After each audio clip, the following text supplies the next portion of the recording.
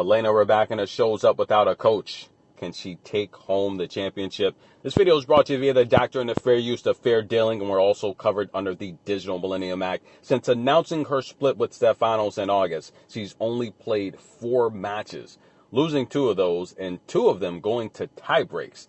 Now she shows up without new coach Goran Ivanisevic, who's going to join her camp next year. Guys, can she get the job done? Now, I've said time and time again, Stefanos, her former coach, is the best at in-match adjustments. We're going to see how elite Elena Rybakina is after having just been away from the sport the last couple of months, dealing with mental health issues, dealing with scheduling issues, testimonial issues, injury issues. How is she going to play taking on someone who I've felt has just given her fits the last few times they've played? Now, the head-to-head is 2-2, but there's also a walkover in there where I called Paolini to win that match anyway.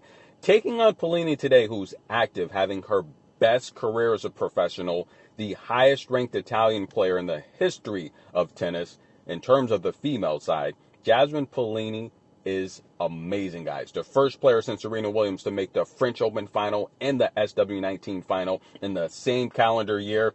Listen, Elena Rybakina, if she's going to get through this match, she's got to use her legs as less as possible. That's right, guys. She has to just avoid getting into these long rallies with Jasmine Paolini, because if Paolini forces Rybakina to use her legs and work and run, that's going to take a lot of energy for someone that hasn't played, a lot of stamina.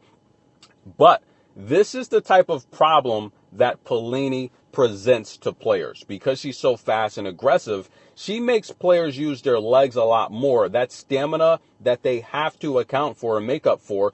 So what in turn does that result in? That results in players serving a lot more aggressively, and we all know Elena Rybakina, technically, even though Queenwin has the most aces on tour this year, that's because Rybakina just hasn't played as much, but Rybakina averages more aces per match. Queenwin's only at about 6 aces per match, and we saw Rybakina nearly 10 aces per match last year. The reality here, she's going to have to serve bigger. That's going to take more energy. She hasn't played a lot. She's going to have to strike that forehand a lot more aggressively in these rallies, short, quick, precise. That's going to take a lot more stamina.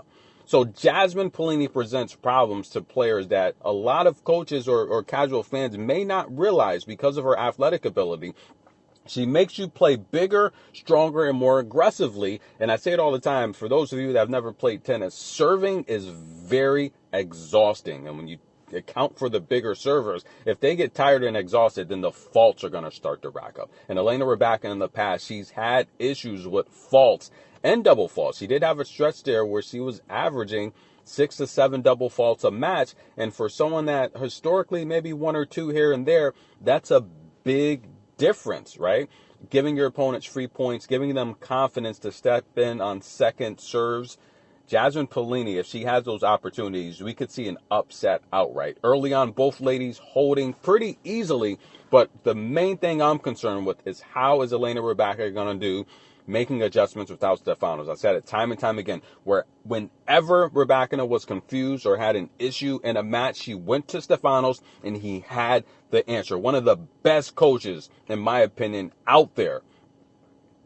We're going to see if Rybakina can pull this off without him. Tennis in a minute. Get your popcorn underway on serve. We'll be right back.